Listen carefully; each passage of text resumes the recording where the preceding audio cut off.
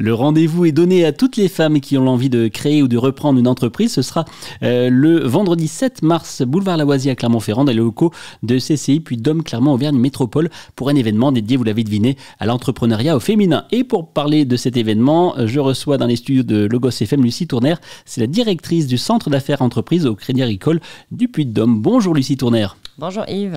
Alors un petit mot pour commencer de présentation sur votre activité au sein du Crédit Agricole et votre fonction au quotidien. Bonjour à tous, donc Lucie Tourner, je suis la directrice du centre d'affaires entreprises du Puy-de-Dôme au sein du Crédit Agricole Centre-France. Donc la caisse régionale couvre 5 départements que sont l'Allier, la Creuse, la Corrèze, le Cantal et le Puy-de-Dôme. Nous accompagnons aujourd'hui plus de 3 entreprises sur 5 avec un tissu et un maillage d'agences et de centres d'affaires relativement important et conséquent sur l'ensemble de la région. Pourquoi le Crédit Agricole Centre-France est-il partenaire de cet événement et pourquoi cet engagement ? La Caisse régionale est partenaire de CCI Puy-de-Dôme Clermont-Auvergne Métropole depuis plusieurs années pour accompagner, favoriser la professionnalisation des créateurs et repreneurs d'entreprises sur des sujets tels que le montage juridique de l'opération, le montage financier, les enjeux commerciaux et même le montage commercial du projet. Et donc, en tant que partenaire, nous souhaitons accompagner nos porteurs de projets sur le territoire et leur donner toutes les chances de réussir par nos conseils.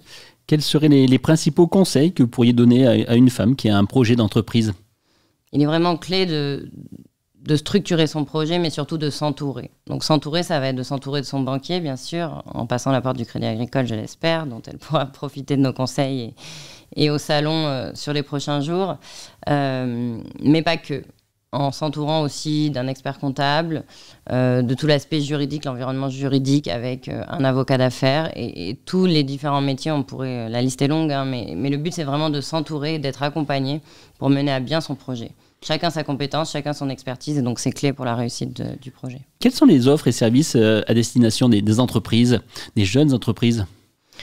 On n'a pas d'offres commerciales colorées à destination des femmes et chefs d'entreprise, si on peut le dire ainsi, et heureusement d'ailleurs entre nous.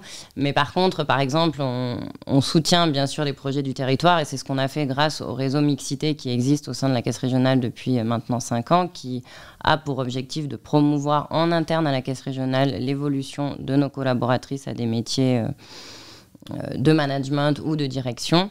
Et donc, via ce réseau et à l'aide d'un partenaire que vous connaissez bien, les Sociétés des Eaux de Volvic, nous avons lancé le premier trophée au mois d'octobre dernier, le trophée des ailes du territoire, pour justement valoriser les porteurs de projets, les femmes entrepreneurs, sur des projets qui leur étaient chers et leur donner un soutien financier, mais pas que, un accompagnement aussi en termes de compétences et un accompagnement sur tous les sujets de conseil que j'évoquais tout à l'heure. C'est important de se retrouver avec tous les autres partenaires dans ce forum Oseo Féminin pour échanger, pour avoir une vision globale de son projet.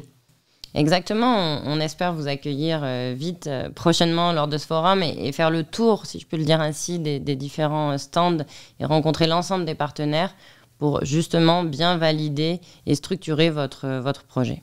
Quels sont les principaux freins qu'elles peuvent rencontrer ? Le manque de conseils, comme je le disais en introduction, mais c'est vraiment clé. Il ne faut pas porter le projet toute seule, bien au contraire, il ne faut pas hésiter à solliciter les différentes instances et différents organismes qui existent.